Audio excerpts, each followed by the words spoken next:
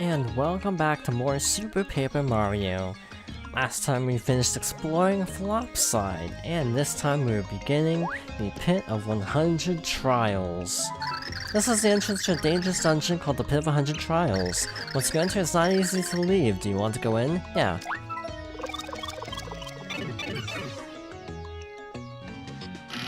So here we are, the Pit of 100 Trials. It's actually extremely different than in the last game. It's a little bit more labyrinthine. You have a bunch of randomly generated rooms, and the goal is to get the key to the door. That was room 001. Now we're in room 2. So, your time, if you notice on the top right, we do have a time limit, so 5 minutes per room. So it's a little stressful.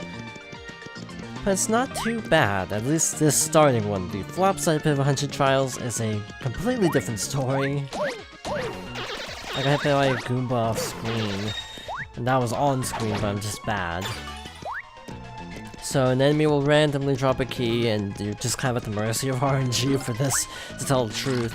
There's not a whole lot I can tell you about strategy, it's just, will you be able to get the key quickly? These pipes here will take you to the opposite side of the room. So a nice little shortcut, or long cut, depending on how the room is laid out. Again, this is largely luck-based, so I know this probably isn't for everyone. It's honestly a little bit inconsistent. It's not difficult, I won't say this is hard, but it is very much luck-driven. Like, the key ended up being as far away from the door as possible there, counting all the block maneuvering. So it's just gonna be this for a little bit. Not the most exciting thing, perhaps, but this is actually fun to me, because it's kind of in the vein of this game. Like, it's a version of the Pit of 100 Trials that really fits the mechanics of this game and this world, so I like it. The very platform-heavy, sort of exploration-based style, more so than just RPG battle after battle. It's probably one of the Goombas, because they're tougher enemies. So yep, you can also get good experience. Wow, there's actually a regular Goomba at that time. That was a little bit odd. Use the key, and enter the next room. What is this, room 5? So yeah, this can go pretty fast, depending- oh, room 6. This can go pretty fast, depending on how lucky you get, but again, it is largely based on luck. Meaning it's not for everyone. But it's a nice little test of skills. Honestly, I like kind of speedrunning, trying to see how fast I can get to each room. So we're not gonna really take too much time to slow down. We're just gonna kind of rush through everything, hopefully. See, that room was fast. So we're getting close to room 10, which, as you may be able to guess if you've played the other games, is our first rest floor. This is actually going really well so far. Wow, I didn't even need to defeat you because the key dropped. I do wish the key would be more obvious in some enemies, so it's a little bit more efficient, but it's not too bad, at least.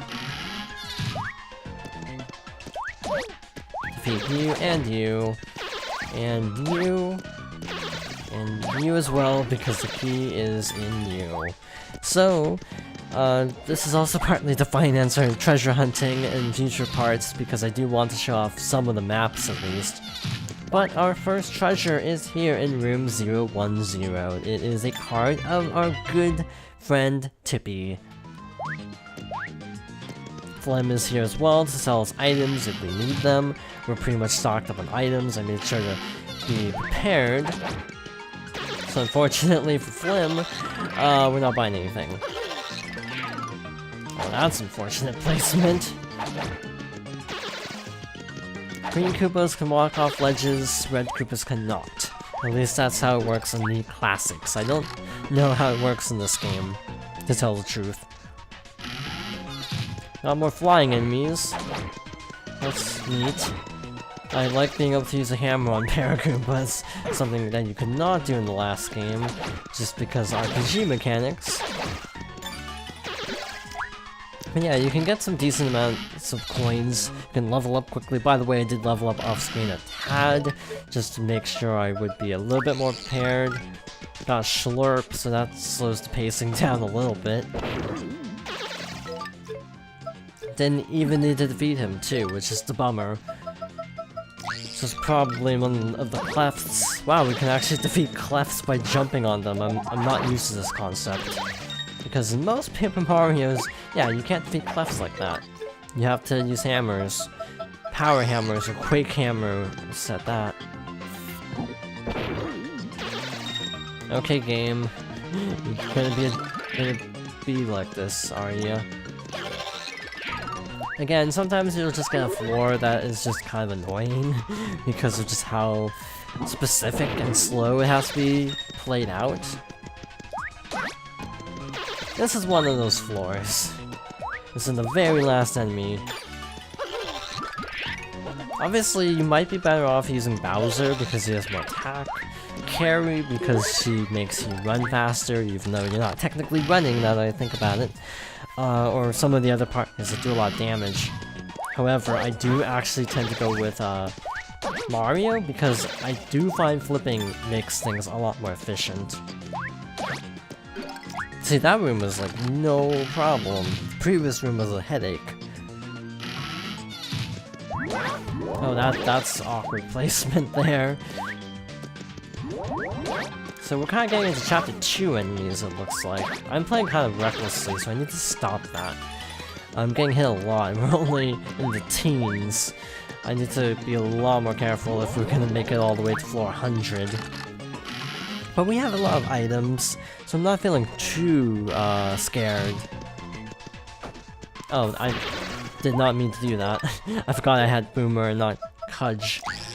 But that works. These wall jerks are not fun to try to defeat because you just kind of are left at the mercy of RNG for their placements. Obviously, you can't attack them on the ceiling, you gotta wait for them to swing around to a place where you can attack.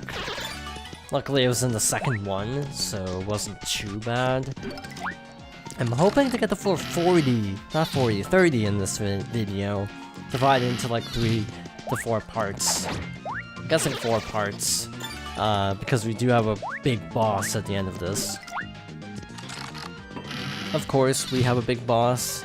We had one in the last game. I don't know how to approach— oh, wow. I did not think the game would be that generous, so I started to book it before I even knew. Okay, we're good.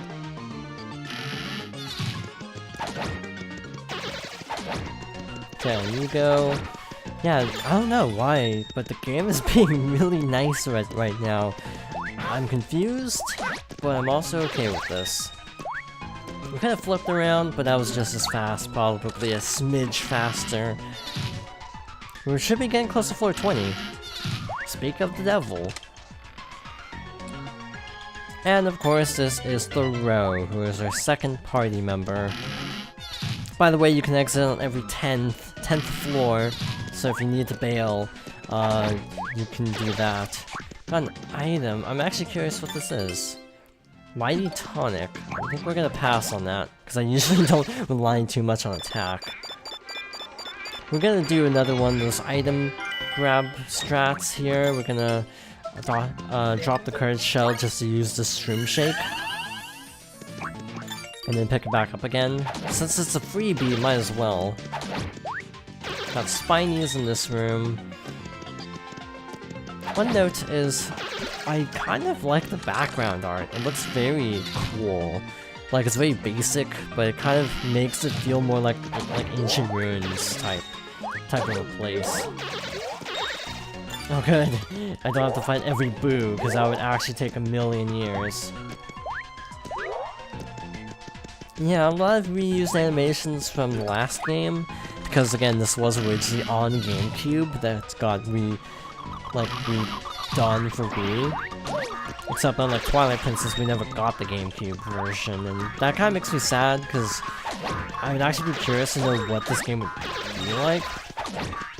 I heard something about special moves being mapped like R or something, or X, like pixel moves on X and the character-specific moves on R, based on like old demo builds. Because I think this game was at like an E3 or a Space World or one of those. I think Space World wasn't a thing by then.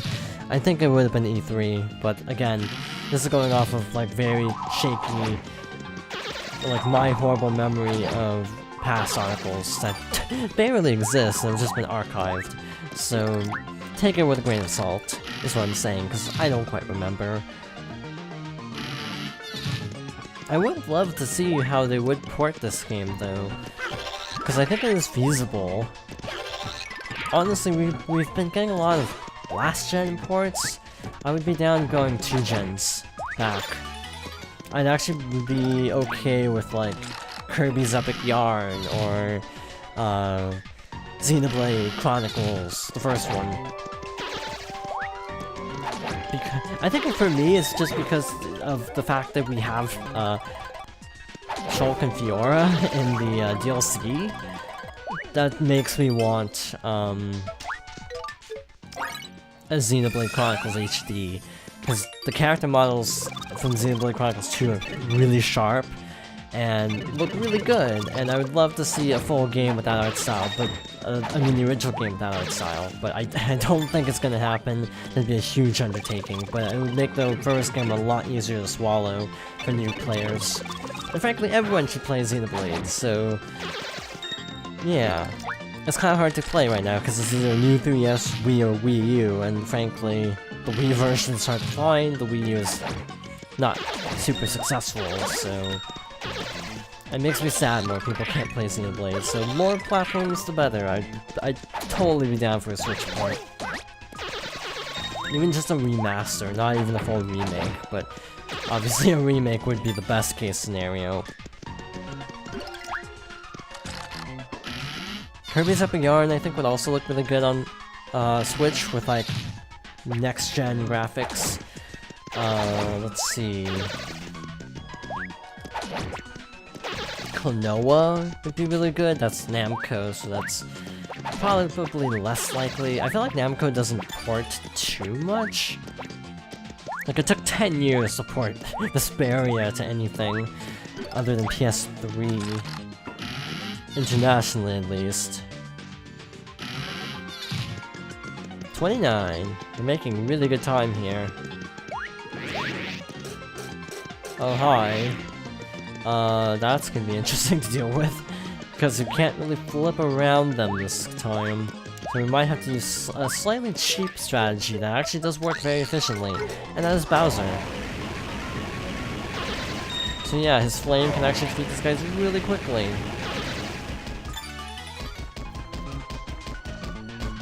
So we have Fractale on the wall in the background, but it's a really cool art style if you ask me, because it looks sort of ancient. It gets the point across of this level very nicely, and I like it. What else? I'd be down Fire Emblem, Path of Radiance, Radiant Dawn collection. I don't think that's gonna ever happen, but I'd actually be okay with that happening. And we have reached floor 30, which did not take long at all. And of course, right on cue, we get the Boomer card. But I think we're actually gonna call it here for now, because we made a lot of progress. So thank you for watching, and I hope you join me next time for more Super Paper Mario.